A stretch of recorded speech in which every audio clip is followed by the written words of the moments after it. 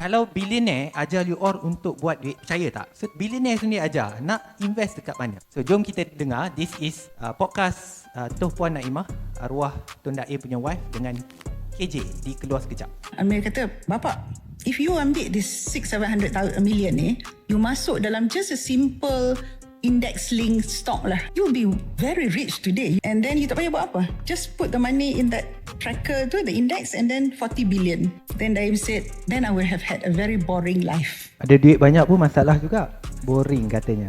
This is a real tips ya. Invest in a stock link fund atau index tracker fund. So apa itu di stock tracker fund ya? Kita ada saham dengan there is something outside dijual sebagai unit trust. Betul? Tapi apa yang Tok Puan Naimah cerita tu is not unit trust. Dia adalah something yang duduk di antara saham dengan unit trust. Dia adalah exchange traded fund atau stock link fund. Bahasa saya bagi yang mudah orang nak faham adalah bakul saham. Pernah pergi cold storage, Jaya Grocer, Aeon, dia jual tak set tom yum ikan dia dah siap untuk you beli terus masak? Itulah stock tracker fund atau ETF. Dah siap dah semua ramuan, saham, beli sahaja.